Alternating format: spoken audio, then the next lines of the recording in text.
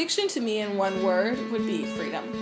Especially growing up and being a little bit nerdier and maybe a little more socially alone, I used books as a way to kind of escape.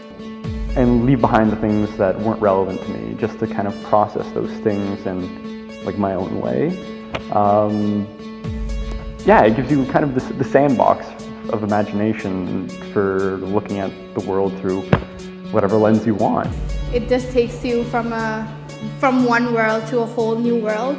So it kind of gave me a starting point to think about how big our imagination is. So if I had to describe fiction using one word, that word would be freedom.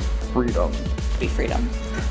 Freedom from the confines of reality, of gravity. You can make magic, you can make dragons exist, you can be anything we want to be.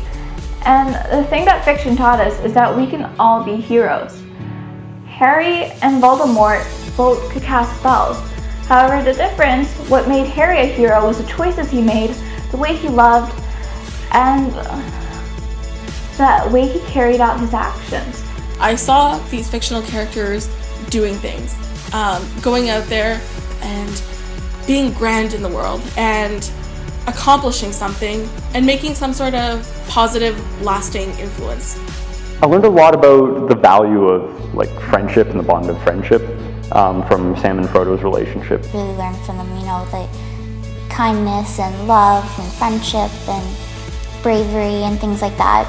He goes through the most difficult thing imaginable. That's what the ring is. It symbolizes this incredible hardship, and he even shares that burden with him. However reluctant he is for whatever reason, if it's the influence of the ring or not wanting to put that load on Sam's shoulder. And I think I've tried to model a lot of my friendships after their relationship, their closeness, the bond that they can never share with anyone else because it's so unique to their situation. I often look back on quotes for inspirational quotes from Harry Potter. One of my personal favorites is by Dumbledore when he says that happiness can be found in the darkest of times if one only remembers to turn on the light. That really hit home with me, and so that's really what's made me who I am today in terms of being humble and always being optimistic about life. So I'm really into photography, and looking back on this, I think it's because my photography style is it's dark, and I really love trees. And Narnia and Harry Potter both embody those two things. So I figured, now that's how my photography is. That's how I take pictures. I take for dark landscapes and trees everywhere. You come to U of T and then, as I said, you find this community of people who also had a similar experience, and you kind of miss those days when things were so simple that you could just read a book and you had no other responsibilities. It's with Peter Pan, I guess it was never grow up, if that makes sense. I mean, eventually we all do grow up, but everyone holds that childlike sense of wonder and curiosity, and that has a lot to do with fiction that we read as a kid. That influences us in the future greatly.